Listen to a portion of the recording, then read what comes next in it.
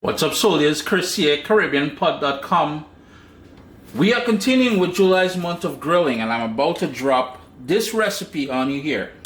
We've talked about salsa before. We've done salsa recipes, and I guarantee you this is not your granny's or your grandma, your auntie salsa. This is Uncle Chris Big Bad Salsa. Stay tuned, you're gonna love this one, man. I've got my grill heating up. And I've got 4 tomatoes, and what you're seeing here are what we call garlic scapes. If you remember, actually watch this little clip here. And I'll briefly tell you guys about garlic. And the top part, which is this part here, that's called a scape. But what I did was, back in the fall, so late October, early November, you would plant the garlic. And then first thing in the spring, it would come up. Then about a month later, no, about 3 weeks later, it will start having these scapes, and this is it here. This is the flowers. But what happens is you need to trim that back, and I'm just going to cut it right here. And I'll quickly show you guys what we got. I do apologize. It's a one-man show, as I said. This is the scape here, and this is what we're going to be using to make that pesto today. If we leave these on the garlic plant, most of the energy will go into blooming this flower that you're seeing there, and the garlic will be tiny. So the trick is to cut these back, and we're going to put them to use. Okay, so we're back at it. So what I'm going to do is drizzle on some olive oil all over that. I'm going to give it a good mix, and then onto a hot grill. We want to grill the tomatoes and grill the garlic scapes to soften it up and to bring out some of the softness and some of the sweetness, especially with the tomatoes. So we're going to jump on the grill now. You know, and I wish I could say that the tomatoes came out of my garden, but it didn't. During the summer months, I just love using stuff fresh out of my garden. Unfortunately, it's only early summer, so there's no tomatoes yet. But if you had fresh out of your garden, by all means, rock that. So we're just going to put this on here, and we're going to grill these up. A nice hot grill, that is about 450 to 500 degrees Fahrenheit. Now, as you would guess, the garlic scapes will grill off first, so I'm just going to keep an eye on them. But the lid on, we want those to soften up and char, but they will cook a lot faster than the tomatoes. And speaking about the backyard and gardening and everything, I need some peppers, and you know, I got a lot of weeding to do still back here. But I did notice that this pepper tree here, and we're going to grill these off as well. I don't know if you guys can see these beautiful peppers I have coming in here. We're going to grab 2 of them because I want to give this salsa a lovely kick. And while I love to grill off both of them, let's just toss that in the remaining olive oil here. I'm going to keep one grilled, and I'm going to keep one fresh for that fresh kick at the end. But for now, let's put that on the grill as well. It's been about 4 minutes now, and you can see what I'm talking about. It's starting to char, it's starting to soften up there. So you notice how quickly that started happening.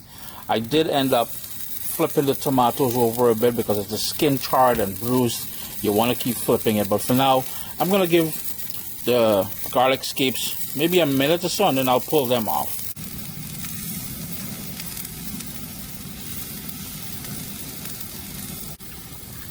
Just about 7 minutes later with the lid on, and the tomatoes are all ready.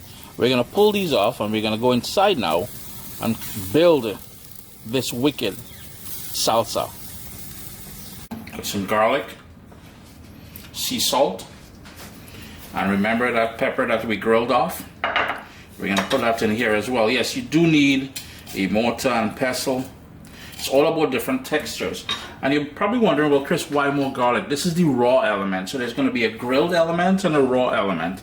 And this is the sort of raw element. Just going to crush that down. And I like using sea salt. You can use whatever salt you have available, yeah? But you want to crush this until it's smooth. And by adding the salt in here, it's going to help. It's going to act as an abrasive. So it's going to help crush this down nice and smooth for us. Got a nice smooth paste, as I said there. And I'm just scraping this off just for a second.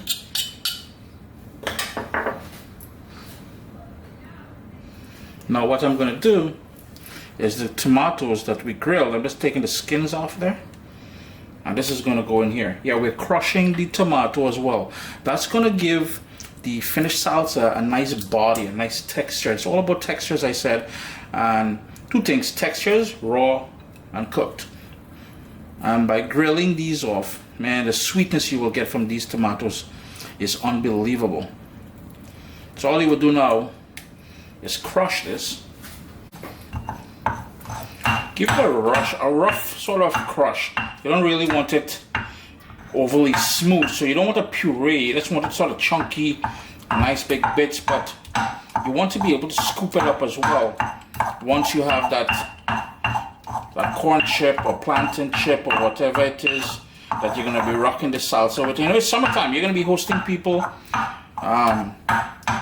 Your children are home, and you want something nice and, well, it's going to have a bit of a kick. I'll be honest with you, those peppers ain't no joke. But say what, you can always hold back on that. So that is the sort of crushed element to things. I'll just show you the texture that we got here. What is that lovely texture we got? And that fresh garlic in there, that pepper is adding some nice flavor to this thing, boy. So we'll just push this aside now and work on the other layers. We'll need a chopping board. And remember that one pepper from the backyard there that we didn't grill off? We're gonna just cut that into small pieces. And this is the raw element of the heat of the pepper. And I'm including the seeds and everything. If you want to control some of the heat, most of that seeds there, you can remove it. That's where most of that heat is going to be. Wear gloves and wash your hands with soap and water immediately after. We're just gonna push that aside.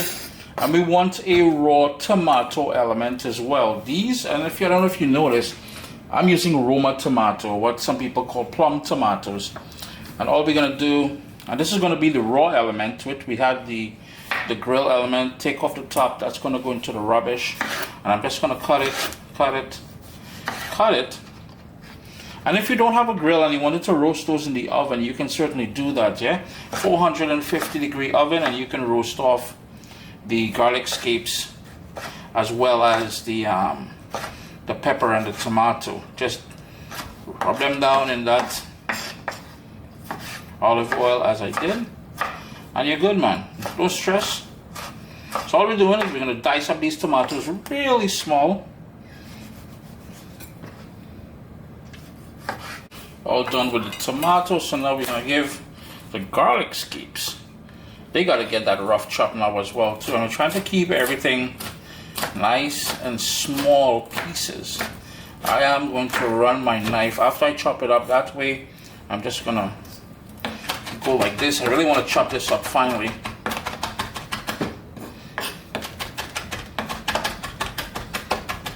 I've got a bowl here, and we're going to scrape in the peppers, the tomato,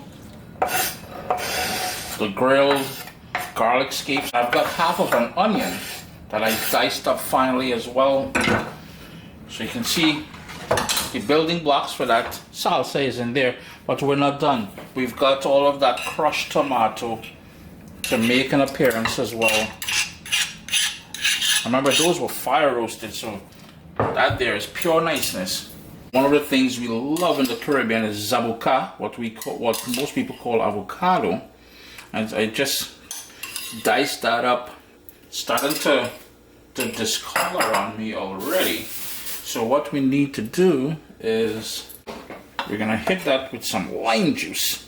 And lime, salsa, those two combinations there, whether there is a zabuka avocado in there or not, we're still gonna hit it with that lime, that nice fresh lime juice. It's gonna brighten everything up. All I'm doing is squeezing that lime juice in, and you need 1 or 2 limes depending on how much lime you like in yours. Today I'm going to settle with 1 lime. Gonna hit it with some black pepper. Some fresh ground black pepper is always the best way to go if you can. And we got one more ingredient. You know, typically you would use cilantro, but what I have here is what we call shadow benny or culantro. I'm gonna grab some of the leaves out of this. And we're going to use that instead. I am from the Caribbean. I am from Trinidad and Tobago, so Shadow Benny is a must. But if you cannot, I mean to say, do your thing with cilantro. This is also known as culantro, not just Shadow Benny, yeah? Here goes the chopped up Shadow Benny. Remember, it's also called culantro, and it's available throughout the Caribbean. If you hit your Asian supermarkets, your West Indian supermarkets, your Latino supermarkets would have it.